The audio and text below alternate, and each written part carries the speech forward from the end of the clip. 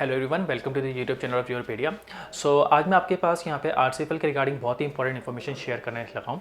जैसे कि आपको पता है आरसीएफएल ने अपने मैनेजमेंट ट्रेनिंग की कैंडिडेट शॉर्टलिस्टिंग की लिस्ट आपके पास यहाँ पे आउट कर दिया है। ठीक है, तो उससे रिलेटेड आपके पास क्या क्या स्ट्रेटेजीज आपकी रहनी चाहिए, क्या क्या इंपॉर्टेंट सब्जेक्ट आपको कवर अप करने चाहिए, ठीक है, और आपको कैसे अपनी फाइनल प्रिपरेशन इंटरव्यू की प्रिपरेशन करनी चाहिए, उसके रिगार्डिंग मैं आपको इन्फॉर्मेशन यहाँ पे इस वीडियो में इन्फॉर्मेशन प्रोवाइड करूँगा। तो सबसे पहले अगर हम बात करें, जैसे कि आपको पता है ये जो शॉर्टलिस्टिंग की जो लिस्ट आई है ये mechanical as well as industrial engineering के कैंडिडेट्स के लिए आई हुई है। ठीक है ना।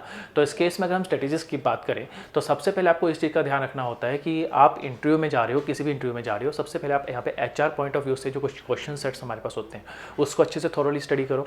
सेकंड, आपके पास यहाँ पे जो नेक्स्ट चीज़ है वो है हमारे पास इंपॉर्टेंट सब्जेक्ट। आपके कौन से इंपॉर्टेंट टेक्निकल सब्जेक्ट आप लेके चल रहे हो उस पर थोरोली आप स्टडी करो। जैसे अगर हम यहाँ पे बात करें मोस्टली 3 या 4 आपको इंपॉर्टेंट सब्जेक्ट लेके चलने चाहिए। ठीक है ना। तो इसको आप बिल्कुल भी स्किप नहीं कर सकते, आपको हर एक चीज़ डीप नॉलेज उसके रिगार्डिंग आपके पास यहाँ पे होनी चाहिए। ठीक है ना। तो आप यहाँ पे थोड़ा सब्जेक्ट जो भी आप स्टडी, जो अपने फेवरेट सब्जेक्ट जो भी चूज़ कर रहे हो उससे रिलेटेड आपके पास आप यहाँ पे उन्हें प्रिपेयर कर सकते हो। ठीक है। और आप हमें यहाँ पे स्नैप प्रॉपर वे में स्नैप रेगुलरली यहाँ पे दे के अपनी प्रिपरेशन को कंटिन्यू कर सकते हो। ठीक है। फर्स्ट चीज़ तो यहाँ पे आपके पास ये हो गई। सेकंड, आपको इस चीज़ का भी ध्यान रखना है कि आपके पास जब ग्रेजुएशन के लिए जा रहे हो, ग्रेजुएशन बेस्ड अगर आप इंटरव्यू पे जा रहे हो तो आपके पास जो आपने प्रोजेक्ट पे जो काम कर रखा है, चाहे वो फाइनल ईयर का प्रोजेक्ट हो, बीटेक का प्रोजेक्ट हो, या आपने कुछ इंटर्नशिप कर रखी है, उससे रिलेटेड आपके पास यहाँ पे क्वेश्चन फ्रेम आपको होंगे। ठीक है। और अगर आपने मास्टर्स कर रखी है तो मास्टर्स में आपने जो प्रोजेक्ट चूज़ करा है उससे रिलेटेड आपके पास क्वेश्चन भी यहाँ पे फ्रेम होंगे। तो इन सब चीज़ों का आपको यहाँ पे ध्यान रखना है। ठीक है ना। तो आपके पास सबसे पहले 3 या 4 इंपॉर्टेंट सब्जेक्ट। सेकंड, आपके पास आपके जो फाइनल प्रोजेक्ट्स है, बीटेक का हो या फिर मास्टर्स का हो या फिर आपकी इंटर्नशिप हो, इन सबको आपको अच्छे से प्रिपेयर करना है। ठीक है। और थर्ड सबसे इंपॉर्टेंट चीज़, कभी कभी क्या होता है कि आपके पास जो कैंडिडेट है वो अपनी प्रिपरेशन के टाइम पे सिर्फ 3 या 4 सब्जेक्ट पे ही फोकस करता है। ठीक है। इसके अलावा वो आपके पास अदर देन 3-4 सब्जेक्ट फोकस ही नहीं करता, उसे बिल्कुल स्किप कर देता है, जो कि बहुत ही नेगेटिव एक इम्पैक्ट आपके पास डाल सकता है आपके फाइनल इंटरव्यू में। एक्चुअली में क्या होता है कि आपके पास यहाँ पे जो इंटरव्यू है, ठीक है ना, जो इंटरव्यूअर आपके पास है वो ज़रूरी नहीं है कि वो आपके फेवरेट सब्जेक्ट से ही क्वेश्चन फ्रेम करेगा। ठीक है ना। आपके पास जो क्वेश्चन जो फ्रेम होंगे वो अदर देन फेवरेट सब्जेक्ट भी हो सकते हैं। जैसे कि आपके पास मैं एक सिंपल सा केस स्टडी करता हूँ। जैसे कि मोस्टली जो स्टूडेंट है वो आपके पास strength of materials, fluid mechanics, thermodynamics and heat transfer, इन चारों को फेवरेट सब्जेक्ट चूज करके चलता है। Okay. And other than 4 subjects वो आपके पास कोई भी कवर अप नहीं करता। ठीक है ना। लेकिन जो इंटरव्यूअर है they make ask you question related to the production engineering as well as they can ask you question related to the material science also. Okay. So you have to be very careful that you prepare at least two other than favorite subjects. Okay, 2 more subject other than your favorite subject. Okay, ऐसी condition के लिए तो इसका थोड़ा सा आपको ध्यान रखना है।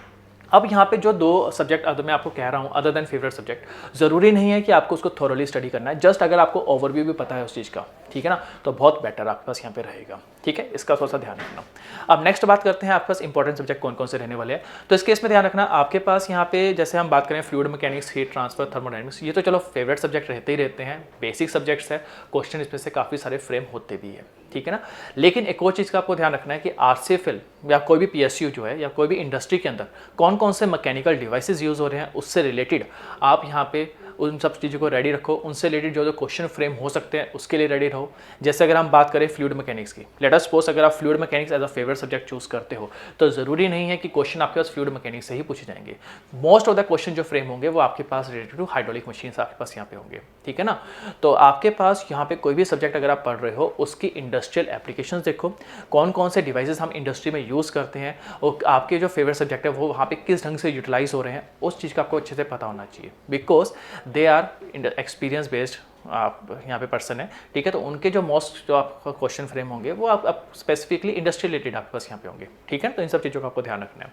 जैसे आपके पास हाइड्रोलिक मशीन्स के रिलेटेड मैंने आपको बताया, टर्बाइंस के रिलेटेड आपको मैंने बताया। ठीक है ना। पंप्स से रिलेटेड आपसे क्वेश्चन फ्रेम हो सकते हैं।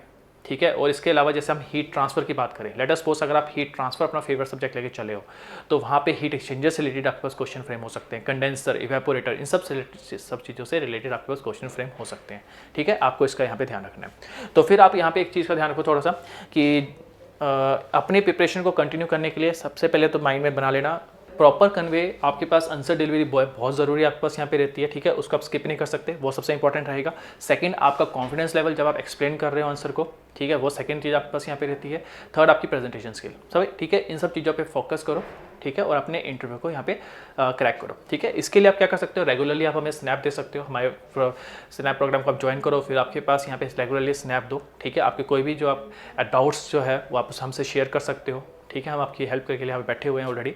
तो इस केस में आपके पास आपकी जो प्रिपरेशन स्ट्रेटेजी है इंटरव्यू की, वो पूरी की पूरी कंप्लीट आपके पास होगी, और आपको काफ़ी एक्सपीरियंस भी यहाँ पे गेन होगा, मतलब कि आंसर डिलीवरी में, ठीक है। आपका कॉन्फिडेंस लेवल भी बूस्ट होगा, जो कि आपके इंटरव्यू में फाइनली बहुत बहुत हेल्प करने वाला है आपके पास यहाँ पे, ठीक है। इसका थोड़ा सा ध्यान रखना। अब बात की जाए, जैसे कि आपके पास मैकेनिकल के तो मैं इंपॉर्टेंट सब्जेक्ट आपको शेयर कर चुका हूँ, ठीक है। अब जैसे हम बात करें इंडस्ट्रियल इंजीनियरिंग की, तो एक चीज़ का थोड़ा सा ध्यान रखना, इंडस्ट्रियल इंजीनियरिंग के पॉइंट ऑफ व्यू से अगर आप देखोगे तो आपके पास जो क्वेश्चंस होंगे, सबसे पहले इंडस्ट्री से रिलेटेड काफ़ी सारे आपके पास यहाँ पे होने वाले हैं, ठीक है ना।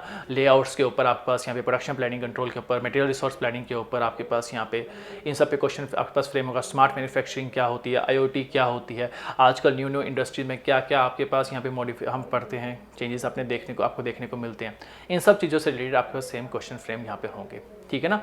तो आपके पास एक चीज़ का आपको ध्यान रखना है, आपका जो भी, जैसे आपने RCFL का जो रिटन एग्जाम निकाला हुआ है ऑलरेडी, उसका जो आपके पास सिलेबस है उसको थोरोली थोड़ा स्टडी करो, उनमें से 4 या 5 अपने फेवरेट सब्जेक्ट पर फोकस करो, ठीक है, और उसके अलावा 2 या 3 अपने ऑप्शनल सब्जेक्ट को रेडी रखो। इन केस अगर आपके पास सिनेरियो आता है कि out of the topic question frame हो रहे हैं, तो उसके लिए भी आप रेडी रहोगे, ठीक है ना। और इसके अलावा आपके पास यहाँ पे जो भी आपका ग्रेजुएशन बेस्ड प्रोजेक्ट है उस पर फोकस करो, ठीक है ना। ये कुछ पॉइंट्स है जिस पर आपको ध्यान रखना है अपने फाइनल इंटरव्यू के लिए, ठीक है। So thank you very much.